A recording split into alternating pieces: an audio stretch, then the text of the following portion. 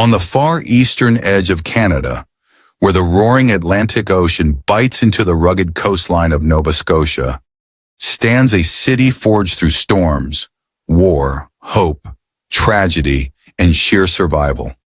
Halifax. Today it shines for its lively waterfront, renowned universities, music that fills the streets, and a culture born from the sea.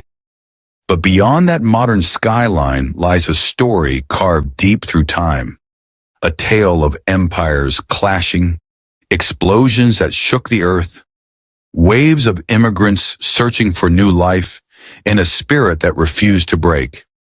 The year was 1749, and the British Empire was seeking a foothold in North America after years of conflict with France. The French held the powerful fortress of Louisbourg on Cape Breton Island, and tensions between the two colonial powers were far from settled. To counter French influence and secure their claim, the British founded Halifax Harbour, naming it after George Montague Dunk, the Earl of Halifax. When Governor Edward Cornwallis arrived with more than 2,500 settlers, soldiers, laborers, and farmers, Halifax was nothing but rugged wilderness and rocky shoreline. The early years were harsh.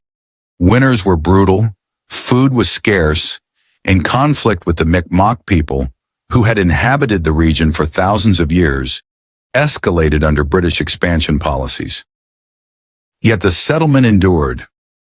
High on a hill, fortifications rose. First simple wooden palisades, later evolving into the massive stone Citadel Hill that still stands today as one of Canada's most visited historic sites. The harbor, deep and ice-free, quickly became Halifax's greatest asset. Ships sailed in with supplies and departed with soldiers, timber, and fish. With every dock built and road carved, the settlement grew stronger. A naval base, a commercial hub, and a strategic stronghold in the Atlantic world. Through the 7 Years' War, the American Revolution, and the War of 1812, Halifax was a military center of the British Empire. During these conflicts, the city filled with red-coated soldiers and ships armed with cannons. Privateers, privately owned vessels sanctioned by the Crown, captured enemy ships and brought in goods and prisoners. Wealth, rum, and risk became familiar terms in the bustling port taverns. By the mid-1800s, Halifax transformed from a garrison town to a lively trading city. Streets filled with merchants, shipbuilders, and travelers. Immigrants from Europe arrived seeking new beginnings, while Black loyalists, African Americans who sided with Britain during the American Revolution, settled in Nova Scotia, shaping culture and community. Mi'kmaq presence persisted, though indigenous people faced displacement, disease, and marginalization over centuries of colonization.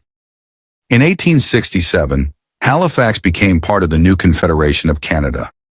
Some citizens supported the Union, others feared losing the independence and wealth tied to maritime trade. Yet the city adapted again, continuing to thrive through shipping, fishing, and industry. But the event that carved Halifax into world history came not from politics or trade, but from disaster. On the morning of December 6, 1917, during the First World War, Halifax Harbor was crowded with military traffic. The French munition ship SS Mont Blanc arrived loaded with highly explosive cargo, NT, picric acid, benzol, and gun cotton, enough to level a city. At the same time, the Norwegian vessel SS Imo was leaving the harbor. In the narrow channel known as the Narrows, both attempted to maneuver around each other. Signals were misunderstood, helm orders were delayed, and at 8:45 a.m., the two ships collided. Fire broke out instantly aboard Mont Blanc. As smoke towered into the sky, thousands of onlookers, unaware of the danger, crowded windows, streets, and docks to watch. Just after 9:04 a.m., the ship exploded. It was the largest man-made explosion in history before the atomic bomb. A shock wave ripped through Halifax and Dartmouth. Buildings collapsed, windows shattered miles away. A tsunami surged into the harbor, sweeping people and debris back into the sea. Nearly 2,000 lost their lives and more than 9,000 were injured. Entire neighborhoods were flattened. For a moment, time stood still, a city silenced by devastation. But what followed was one of the greatest humanitarian responses ever recorded. Rescue workers, soldiers, doctors, and ordinary citizens flooded the rubble. Emergency trains rushed from other Canadian provinces and from Boston, which sent doctors, supplies, and relief teams through a blizzard to help Halifax recover. To this day, Halifax sends Boston a Christmas tree every year as a gesture of gratitude. The city rebuilt with stronger buildings, wider streets, and better planning. From tragedy came transformation. In World War II, Halifax again became a lifeline in the North Atlantic. The harbor was the starting point for convoys carrying supplies to Allied forces across the ocean. Sailors filled the taverns and streets. Barracks and naval bases expanded. On some nights, thousands of military ships could be seen anchored in the harbor, waiting to brave U-boat-infested waters. After the war, Halifax shifted into a modern city, a place of universities, healthcare, trade, and culture. Immigrant communities grew, music thrived, fishermen brought in their catch at dawn, and ships from around the world continued to dock at the waterfront. Today, Halifax stands as one of Canada's fastest-growing cities, known for its welcoming atmosphere, ocean views, seafood, and history living within every street. From Peggy's Cove Lighthouse and the Maritime museums to festivals, sports, and markets along the scenic Harbourwalk, Halifax blends past and present into one experience. It is a place where fog rolls in like a blanket, where the sea wind carries the echo of old cannons, and where modern life thrives atop centuries of stories.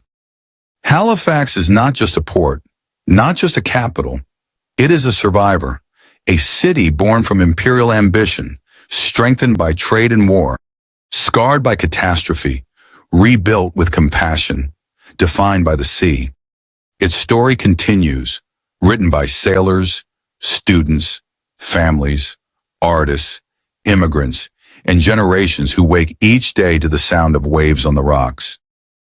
Halifax stands as proof that even after the hardest storms, a city, like its people, can rise again.